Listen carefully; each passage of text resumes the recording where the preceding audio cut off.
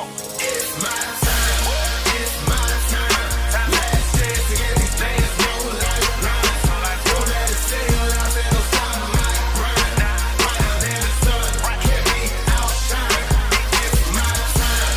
It's my turn. I know you. Hello, this is Elizabeth Griffin, the Black Romance Writer, and welcome back to my channel.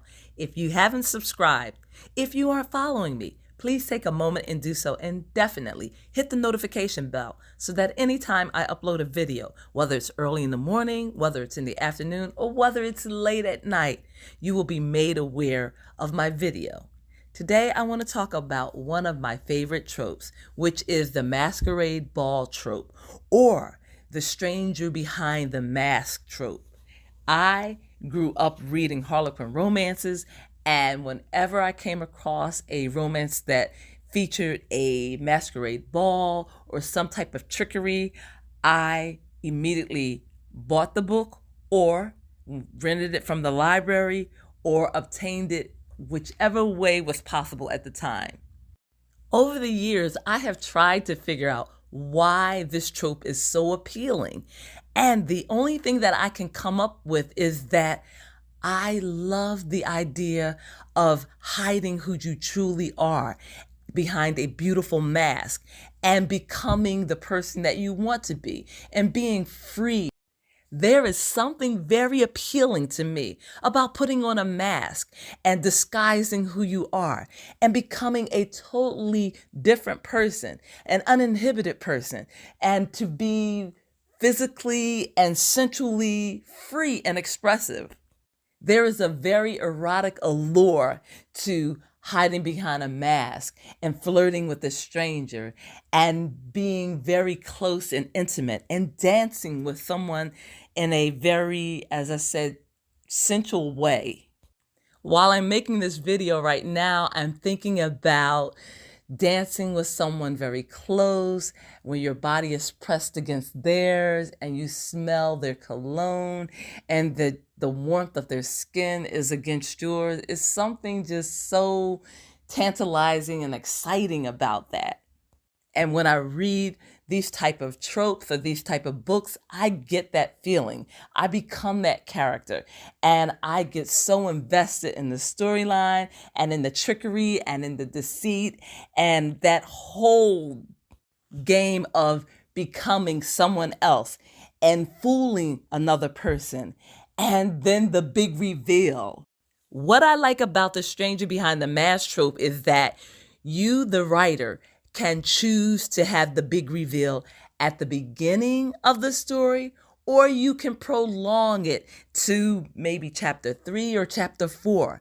And ways that you can do this is the heroine could flee from the party like Cinderella, or there could be some huge catastrophe at the ball in which everyone has to flee.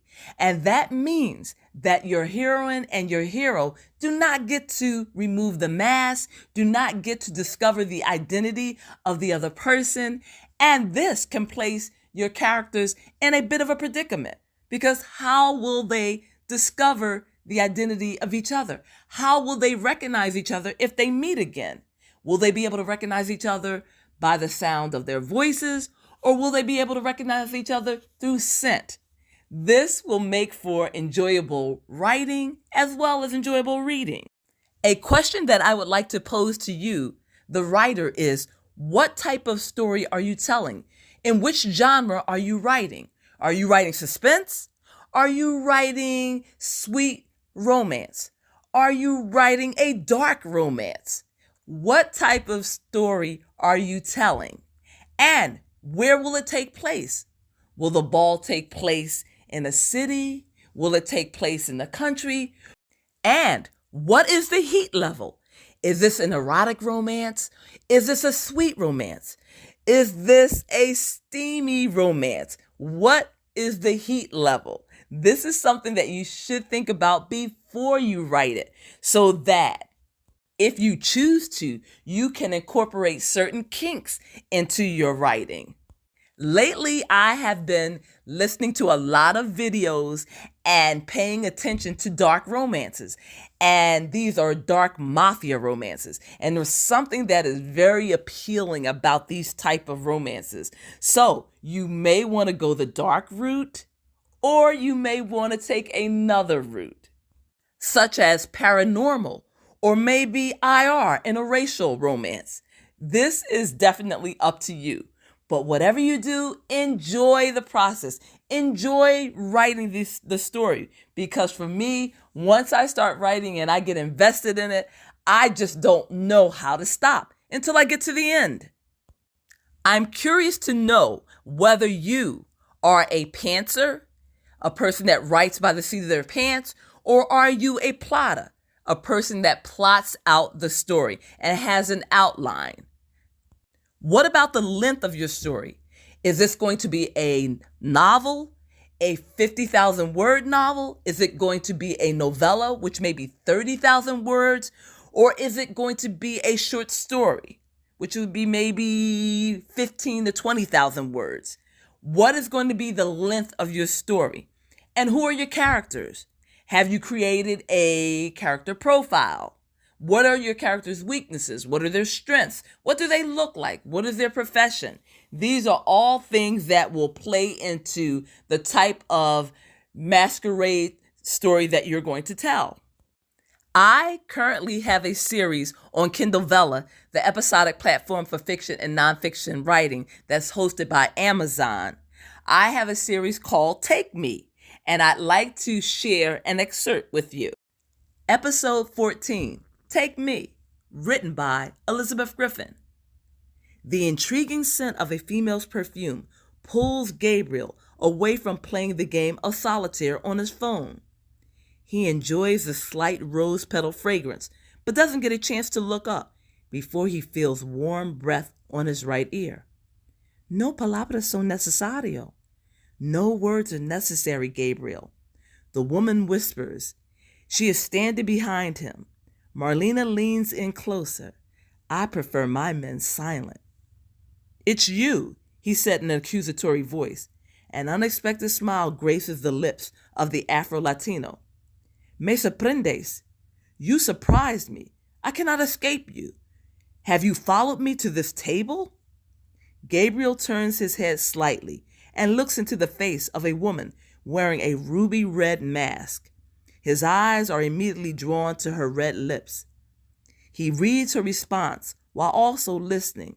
Blame Mystic Lotto. Apparently, we are the perfect match. Marlena slowly leaves his side. She moves her seductive body in a very ladylike way as she takes the seat opposite him. Gabriel watches her intently. He notices the plunging décolletage of her red gown. He admires her shimmering brown breasts. Her skin is flawless. How had he missed the woman's blatant sex appeal? Was he that blind? Had Chloe messed his head up completely? This couldn't be the same person who'd been talking to him nonstop. Was it possible? Gabriel is confused. Marlena returns his stare from across the expanse of the table. He studies her closely. The mask and the gown are the same, but somehow she has appeared to magically morph into someone else. ¿Cómo te llamas? Tell me your name, asked Gabriel. I'm curious. You never shared it with me. Marlena captures his eyes with hers and then speaks. You'll have to wait until the clock strikes midnight, she teases. I'll only reveal my name when the mask comes off. My two characters, Marlena and Gabriel, are at a masquerade party. This is an event that was arranged by a matchmaking agency, and they do not know each other, but they are sharing a meal together, and things are going to get very, very chaotic and very crazy. So if you're interested in this type of a trope, check out Kindle Vella and check out my series entitled Take Me. I came up with the idea of Mystic Lotto, a matchmaking agency, by watching reality television. I fell in love with Lauren and Cameron on Love is Blind. And I also watched a little bit of Too Hot to Handle.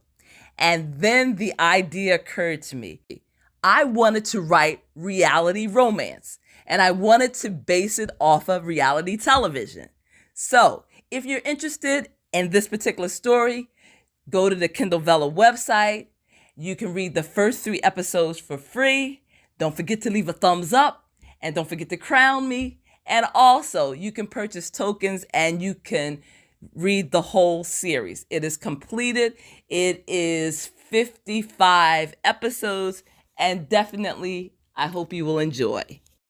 Another trope that is similar to the stranger behind the mask trope is the trope in which the character, the female, the heroine, disguises herself as a male and pretends to live as such.